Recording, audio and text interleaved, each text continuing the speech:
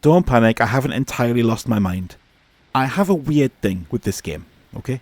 For many years now, every time someone mentions how bad Devil May Cry 2 is, I have a reflex action of going, it's not that bad. People have exaggerated it over the years. It's alright. It's not the best Devil May Cry, but it's alright. I mean, it's alright, like... More than this, I actually pretty much annually decide that it's not so bad that I need to go back and play it. I might have played this one more, or at least as many times as the original at this point. I always go, oh, this one, yeah, it's not that bad, I remember, it's not that bad, I'll stick it on and have a go. This is fine. Why? Why do I do that? What is it about Devil May Cry 2 that has me under this bizarre spell? Well, let's look at the positives first, okay? First of all, the look. This is a properly stylish game. They took the gothic vibe of the original and really ran with it, not just in the architecture of the expected old town and spooky underground bits, but also into the new territory of a modern city. I defy anyone to tell me that when they first saw the designs for the infested tanks and the infested choppers, they didn't immediately go, that's fucking cool. Because it is, okay, it is cool.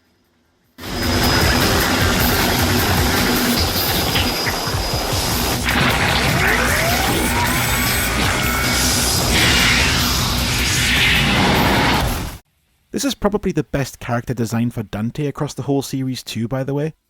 They've removed some of the Japanese specificity of his original outfit, made him a little bit more globally relatable, but we haven't yet moved into the era where he started refusing to wear a shirt, which is weird. You can't tell me that's not weird.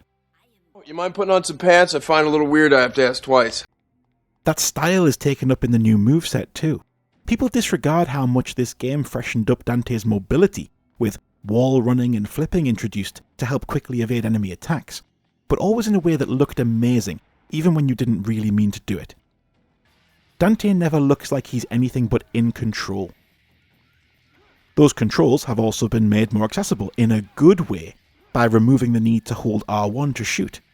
Moving between sword slashes and gunplay is much quicker and smoother because of this, and the decision to have all those special moves you unlocked in the first one, from Stinger to Air Hike, all unlocked and available from the beginning here, means the game gives you everything you need in your arsenal to immediately start fighting like the proper son of Sparda, instead of spending hours trying to get back to where you were before. The concept of going after a global megacorp CEO who was using demon power was actually a really fresh idea, and it made it seem less like just repeating the original. And the world was built with a consistent, dark, moody and oppressive atmosphere that perfectly fit with what they were going for. Combined with a really memorable soundtrack as well. Tell me this intermission theme doesn't immediately give you the feels.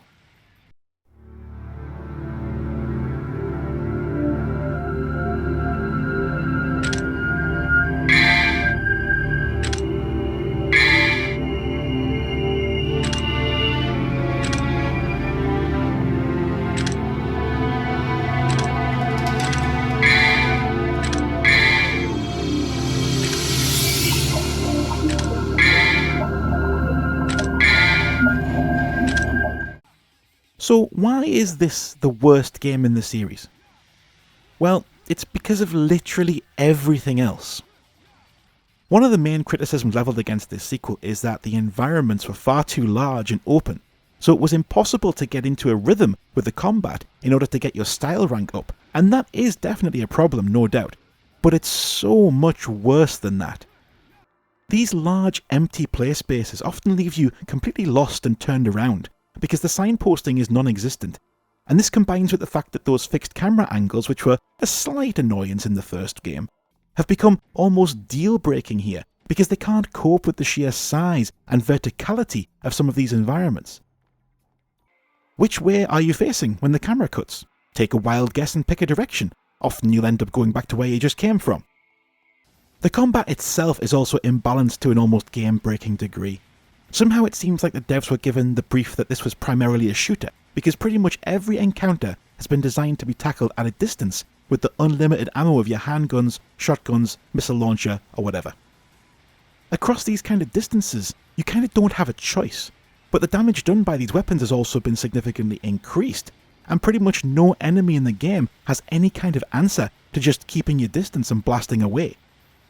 You might call this cheesing or even cheating, but getting in close and whacking these guys with the sword just inevitably results in equal or no damage dealt and plenty of damage taken because they won't be interrupted or knocked back by that flimsy paper straw you call a sword.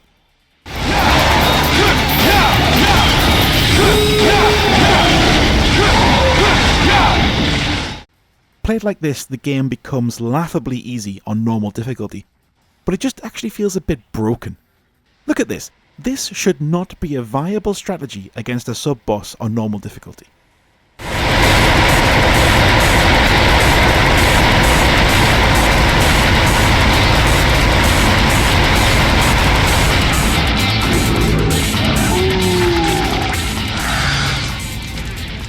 What the hell is even that? But funnily enough, I don't mind the easiness. I'm perfectly happy enough playing through to see the content and not being especially challenged. What really kills this as an experience is the tedium. The repeated motifs in boss battles, strafe and shoot, strafe and shoot. The generic enemy design, they don't even get introduced with a cool cutscene anymore. And the obvious game-stretching tactics of making you backtrack, hit these orbs and waste time trying to get to an objective before they stop spinning, which is the worst.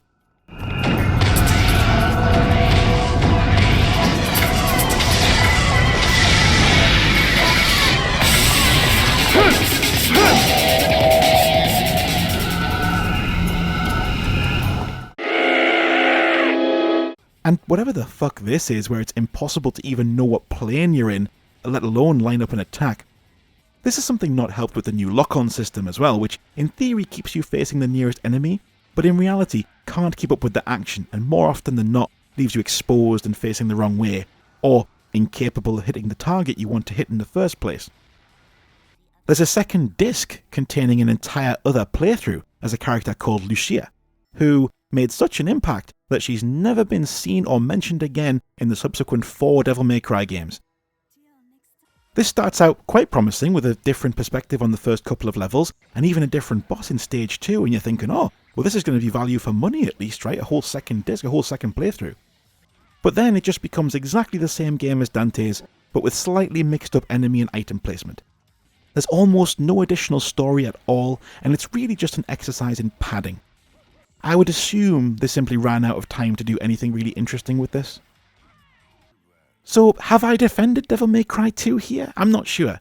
It's a horrendous chore to play through for any length of time, but there are brief moments when the improvements in mobility and swordplay do hint at what could have been, and you feel really cool. Plus there are some epic moments with some of the bosses, and the world and atmosphere are fantastic, so it will forever sit in my memory as something that isn't as bad as you say it is. We all have our weaknesses.